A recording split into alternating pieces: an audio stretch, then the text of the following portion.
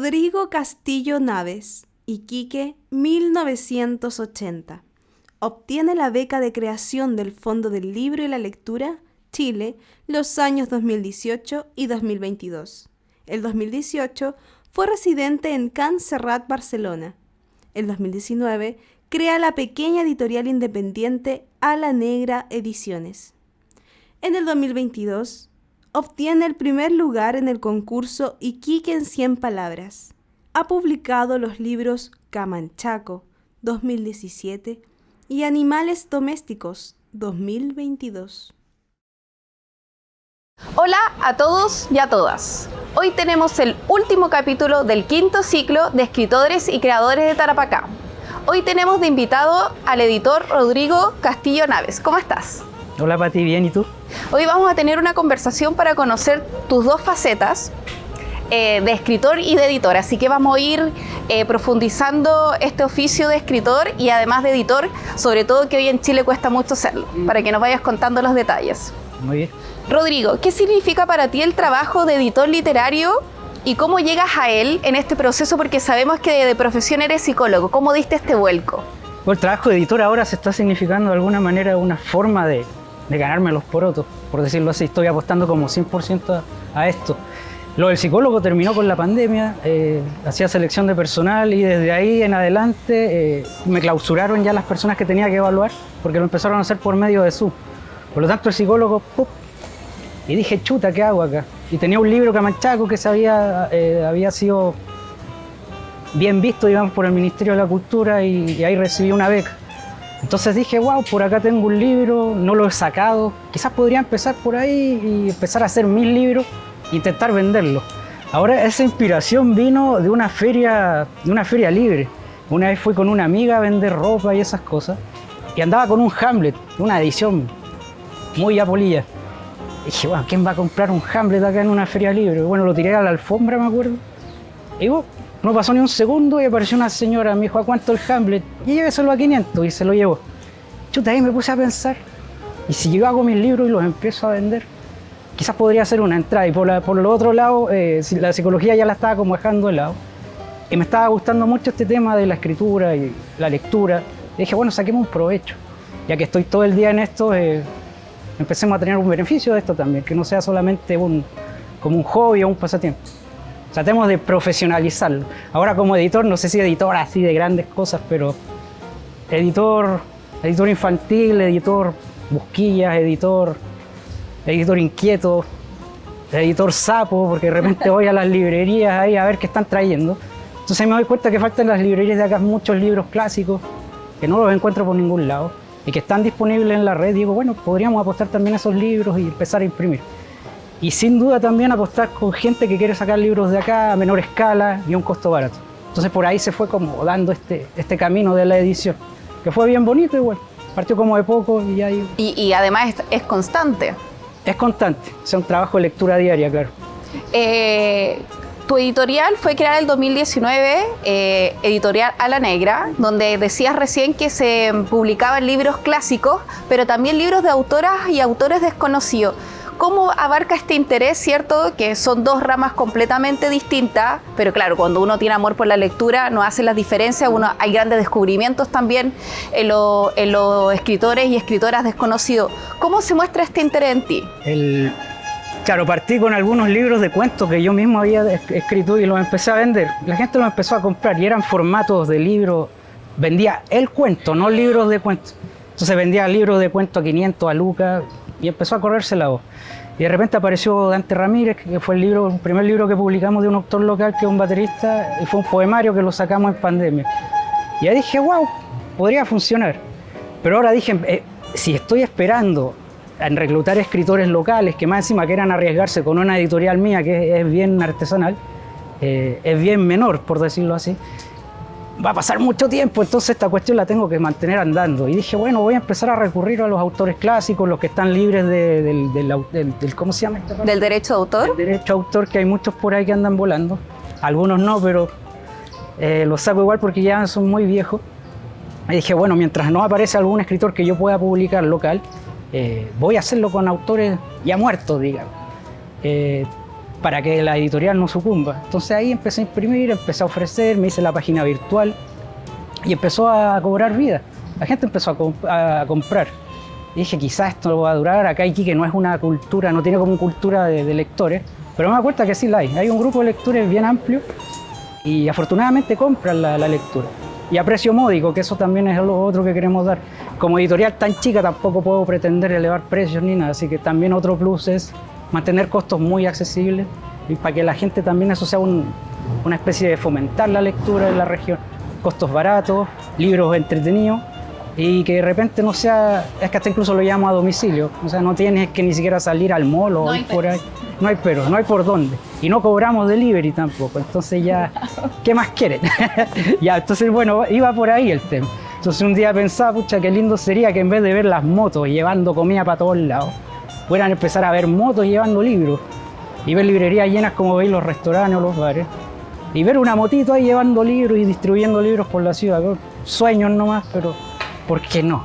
Así que bueno, vamos en ese ritmo. En pandemia se hizo bastante, yo creo que claro, se volvió a perder. Claro. Hay cosas que se podrían seguir permaneciendo en el tiempo como los delivery de libros. Un delivery de libros y más encima gratuito. Es que igual esta ciudad es chica, o sea que la benzina está carísima, pero la ciudad es tan chica que a veces como que siento no justificado el cobro por llevarte un tema, aparte a 3 lucas, en fin. Sé que hay gente que igual se gana la vida en eso, así que también está bien.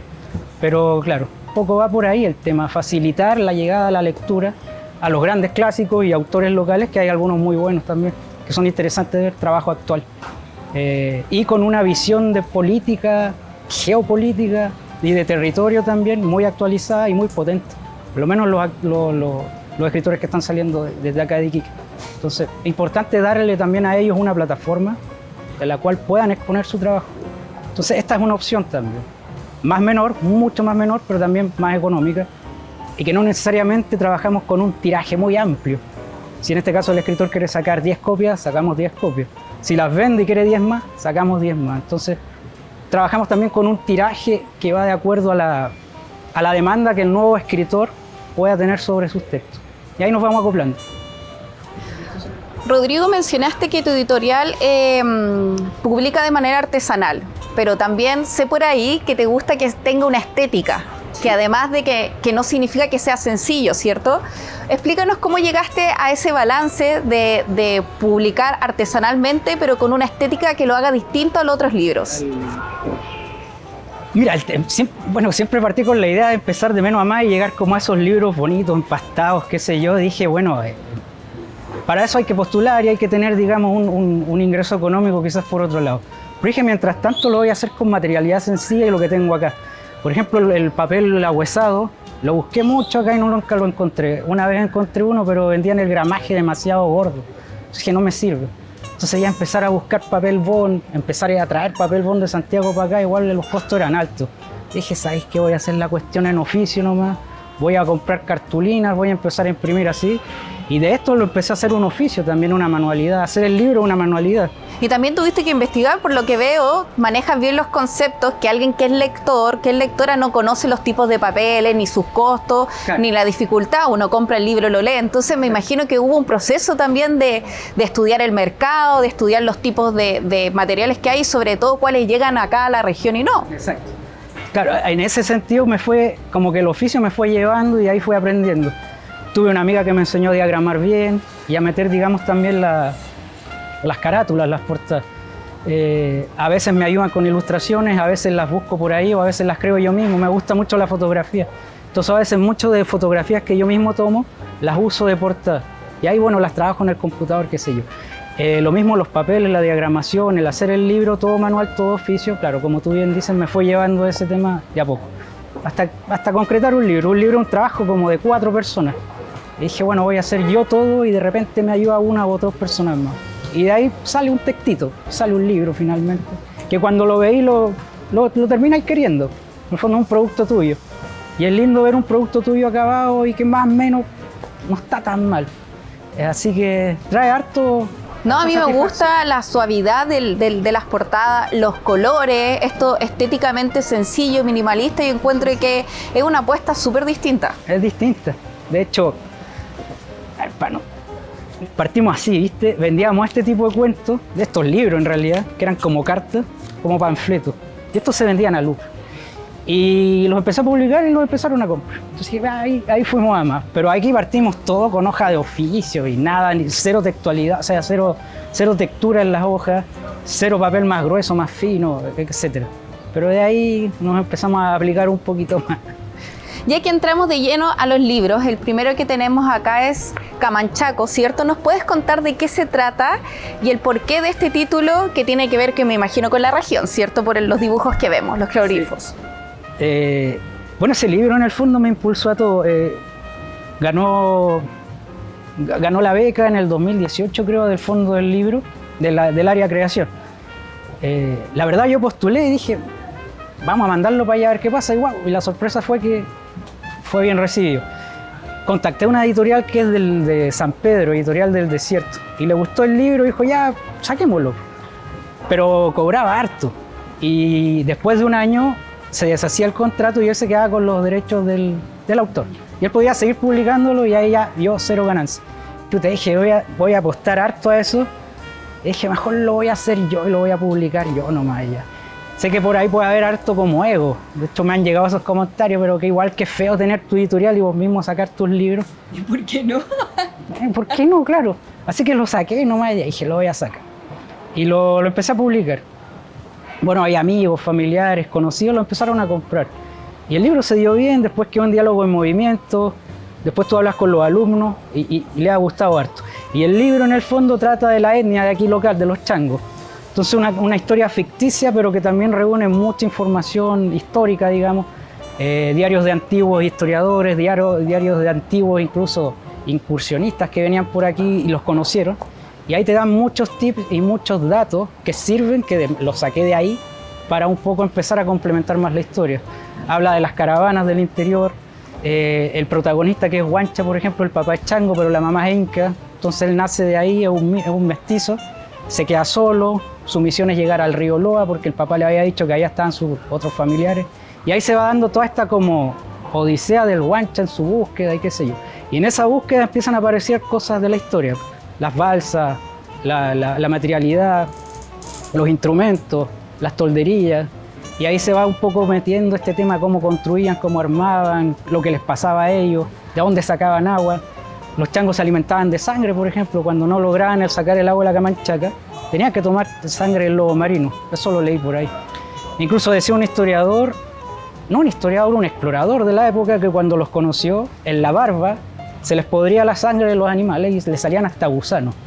Entonces es un dato, wow, potente. No lo puse ahí, sí, ese dato, pero como ese tipo de información me fue como ampliando el tema de los changos y para seguir metiéndole cosas. Y después la novela me empezó a llevar solo, como que ahí agarró vida propia.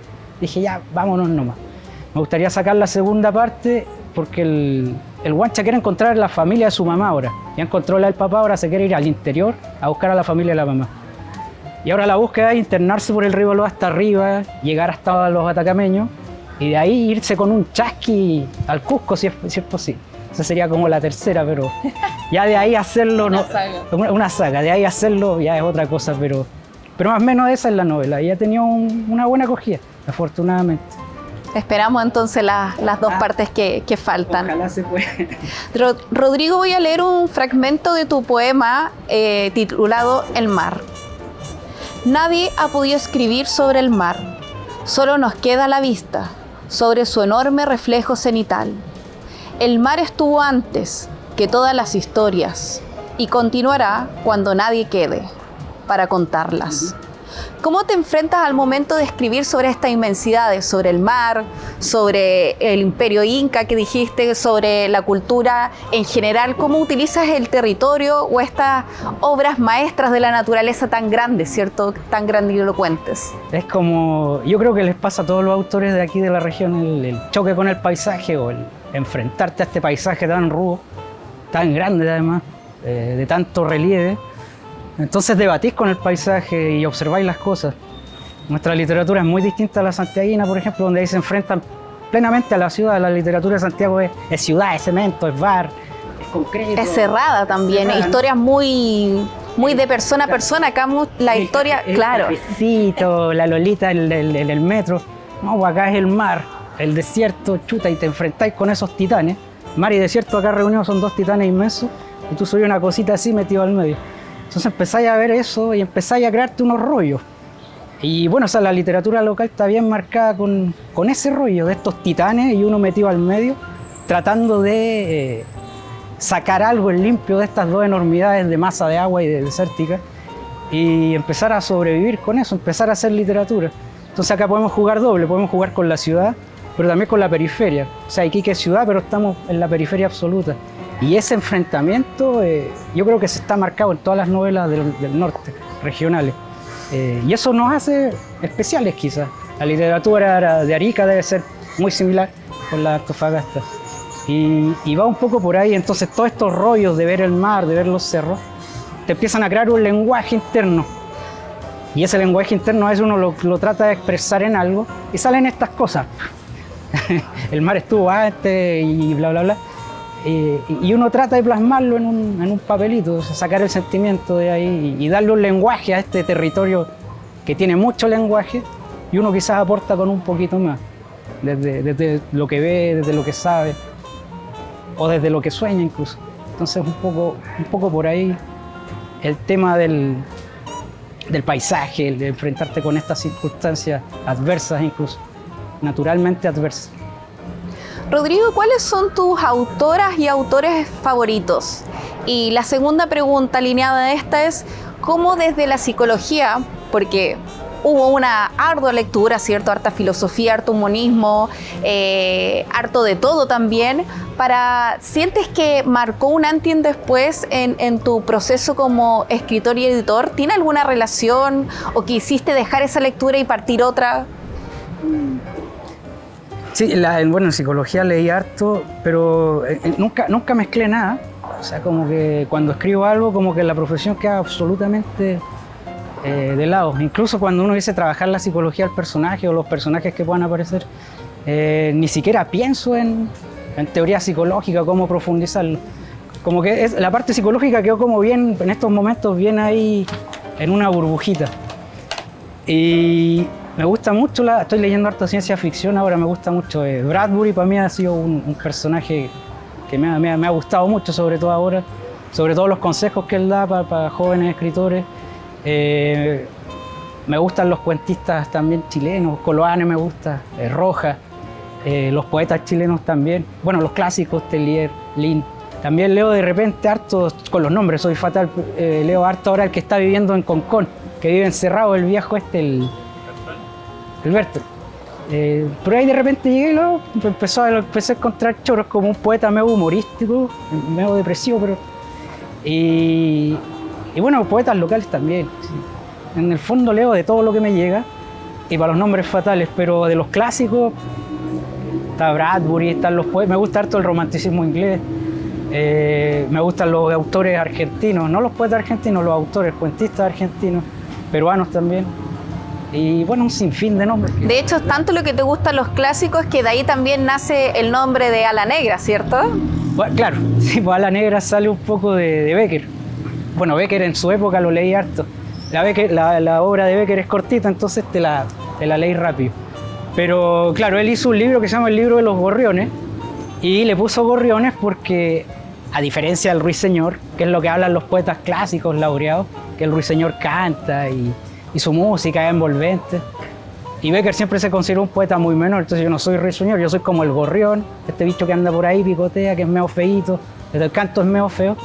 Por lo tanto me identifico con ese gorrión, dijo Becker. Por eso el libro de los gorriones. Yo dije, chuta, mi editorial también es bien humildita, entonces bueno, Ala Negra, y tomo el dibujo del gorrión para hacerlo un logo. Y claro, parte con esa idea de Becker también, de sentirse un poeta muy menor, y yo sentirme un editor muy menor. Así que ahí me hago un poquito, me acoplo un poco a eso. Pero sí, viene de ahí un poco de Becker, claro. Y también vemos que tienes una afinidad con los animales también en tus libros explicas también por qué no animales grandes, los clásicos, elefante, jirafa, león, sino que trabajas con insectos, con bichos. ¿Podrías contarnos una anécdota de por qué esa relación con los animales, quizás que no estamos acostumbrados a detenernos y a verlos, a observarlos? Sí, fue divertido. Ese fue el último librito que sacamos, el Animales Domésticos. Fue por una tortuga de agua. Una vez un tío llegó a la casa con una tortuga de agua y la encontró y me dijo, te la regalo. Y dije, chuta, voy a tener que empezar a aprender de tortuga. Claro, me puse a estudiar, entre eso la tortuga se me arrancó, la agarró un perro, la atacó, le agujereó la concha, la dejó con unos hoyos horribles, se le veía lo de adentro. Entonces dije, bueno, tengo que salvarle la vida al animal. Entonces me puse a estudiar, me empecé a cuidarla. Y la tortuga me fue llevando a los alimentos de la tortuga, que no solo el pellet, sino que el alimento vivo. Entonces a salir a buscar bichos, insectos.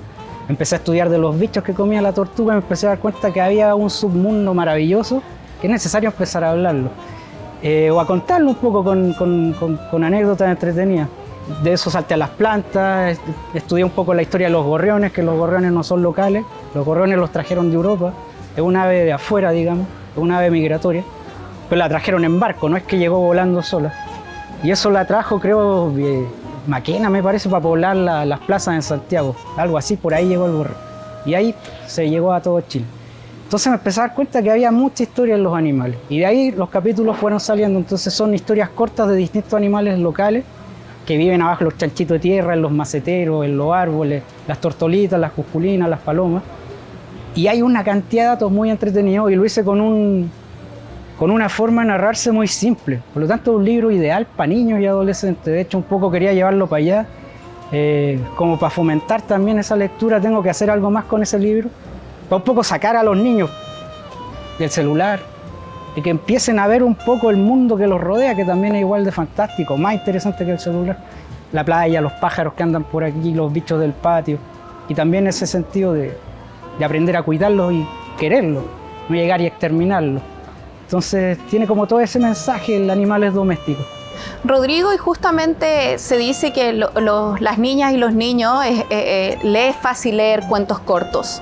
El 2022 te ganaste el Iquique en 100 palabras. ¿Te acomoda este formato de cuentos pequeños? Sí. ¿Sientes una afinidad por ellos? Sí. Claro, el tema del el cuento corto es lindo porque es como un artefacto, ¿no? Es como comprarte una joya en la feria y tú la ves bien pulida, las terminaciones están bien bonitas, te las colocas en el dedo, está perfecta, no hay nada que hacer. Un cuento corto siento que es eso, ¿no? Hay que hacerlo muy perfecto, muy redondo y que gane por nocaut, con un impacto fuerte que al terminar de leerlo te dé una especie de movimiento interior, que puede durar 2 segundos, pero ya que te remezca un poquito adentro, es sinónimo de que el cuento logró su objetivo, ¿no? En cuanto a golpear algo ahí adentro tuyo. Entonces el tema del cuento corto es crear artefactos, piezas fundamentales, esenciales, donde los excesos tienen que salir y tiene que quedar como lo nuclear, el meollo del asunto, nada más, sin grasa, sin carne, sin nada, llegar ahí a la neurona, a la molécula, sin ninguna cosa más. Entonces el trabajo del cuento corto es un poco ese, ¿no? Sacar todo el exceso hasta llegar a la perla, ahí está. Y una vez que la encontraste, quizás decir, chuta, no hay nada más que hacer ahí, ni la miré. Tírala nomás y ve cómo te va con la suerte. Pero eso es lo lindo del cuento corto, crear artefactos lo más perfectos posible. Igual cuando hablo de perfección, no quiero sonar un poco así como, ay, se cree del perfecto, no. Es una perfección que nunca se logra, obviamente, pero sí la perfección dentro de las posibilidades que uno tiene de acercarse a eso. Creo que con un cuento corto ocurre, como con un poema también ocurre, con un poema corto. Y hay que el cuento corto y el poema corto se puedan entrecruzar. Tienen un diálogo bien especial. Un poema corto, en vez de escribirlo para abajo, si lo escribís para el lado, te puede quedar un perfecto cuento. Y un perfecto cuento corto, si en vez de escribirlo para el lado lo escribís para abajo, te puede quedar el perfecto poema también. Creo que eso lo dijo Bolaño, que él decía, la mejor poesía actual se está haciendo en prosa. Y tiene razón. Si tú de repente leí un texto, chuta, esto está hermosamente dicho, y lo ponís para abajo, wow, tenía un poema sacado de un cuento. Entonces por ahí se entrelaza mucho eso, el cuento corto con el poema, o el poema con el cuento corto. Creo que hay un fiato ahí bien especial. Rodrigo, cuéntanos cuál es tu análisis o cómo ves la escena regional de escritoras y escritores. ¿Cuál es tu relación con esta escena local? La estoy conociendo hace poco. Yo igual soy bien nuevo en esto, pero hasta donde me he dado cuenta ya había un trabajo muy bien empezado desde hace un buen tiempo atrás con autores bien potentes que son, bueno, muy conocidos acá en la región. El trabajo que he visto es buena organización, mucho talento también, mucho esfuerzo, mucho trabajo desde lo que son las instituciones, pero también desde un trabajo personal. Mucho afán también por querer echar a andar las cosas desde un norte, por lo menos Antofagasta igual es más grandote, pero desde un Iquique que igual está como siempre medio tapado en eso. Arica igual tiene harto movimiento en editoriales, pero aquí como que hay un levante, hay un empuje que creo que va a lograr cosas importantes. He visto las editoriales femeninas también, está saliendo harta escritura femenina aquí en la región. Joven también, harta escritura joven, adolescentes que están escribiendo. Jóvenes. Y bien potentes, con temas igual profundos, bien políticamente bien marcados también. Quizás sería bueno empezar no lo digo en sentido de crítica, no, sino en un sentido como de consejo. Quizás empezar que la literatura de ellas también enfoque lo que es la región. Sería bonito conocer la postura femenina desde la región y desde el territorio también.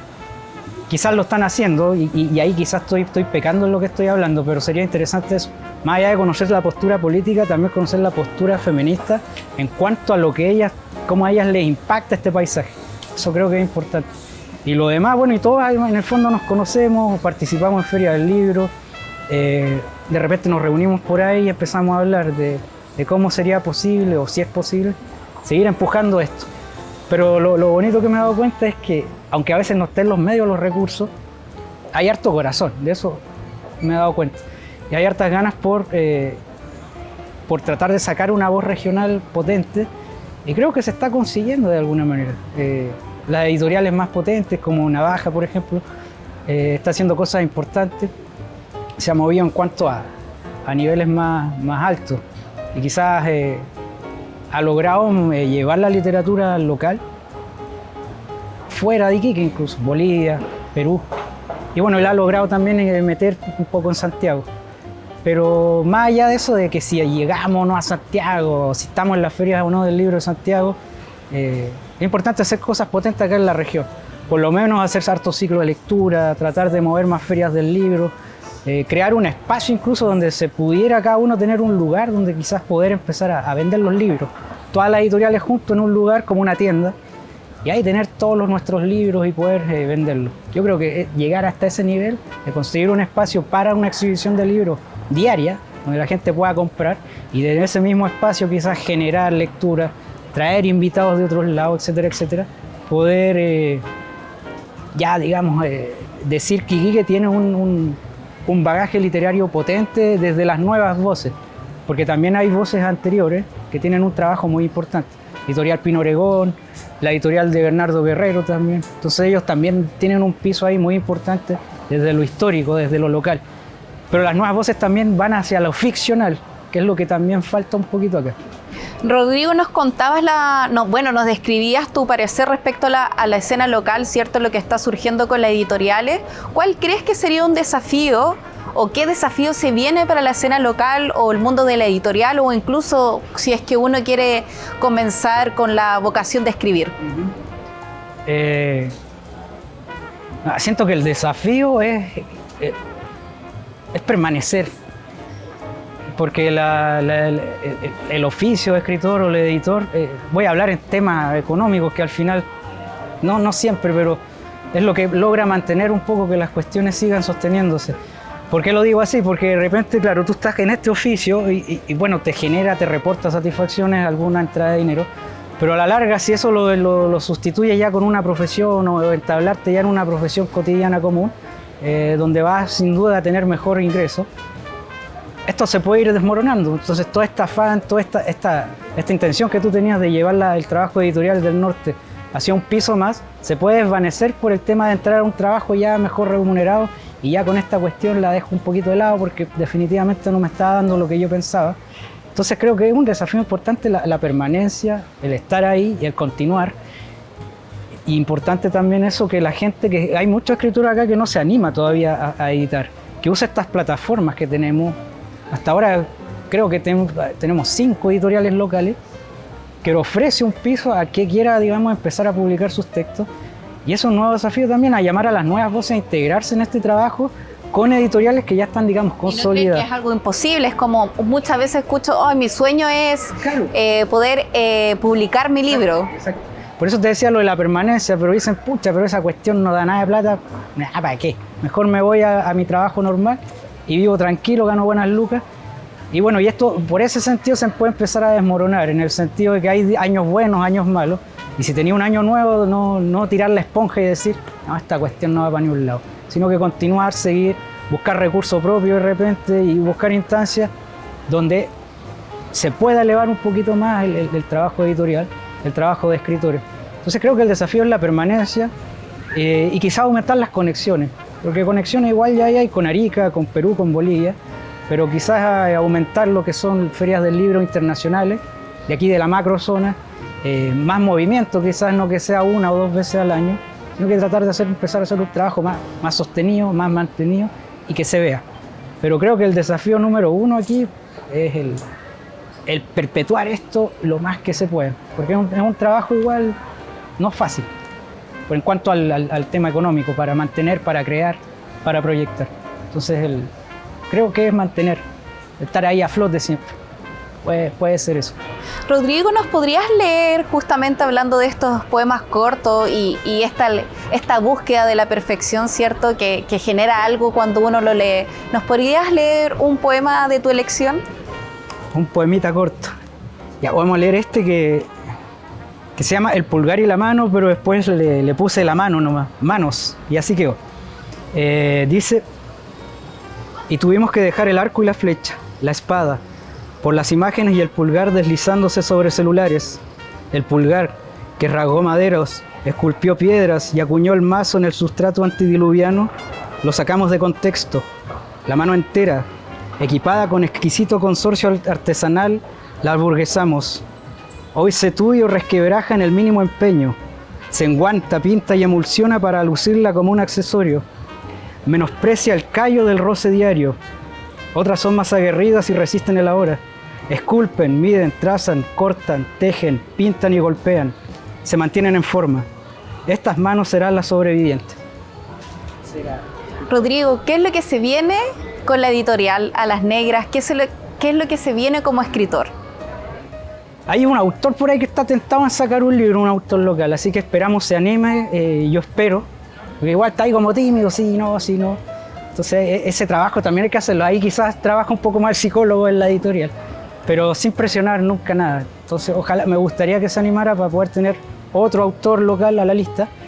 Y por mi parte estoy empezando ahí tirando unas rayas a ver si me sale, que es un poco lo que habíamos hablado al principio de la entrevista, que es justamente tomar esta imagen del personaje que vive en este entorno tan potente que es el mar y la cordillera, y de ahí me estoy tratando de acoplar al vagabundo, y al vagabundo como cazador, como rastreador, como el sobreviviente en medio de una civilización, pero él todavía subsistiendo con materialidades locales, con herramientas.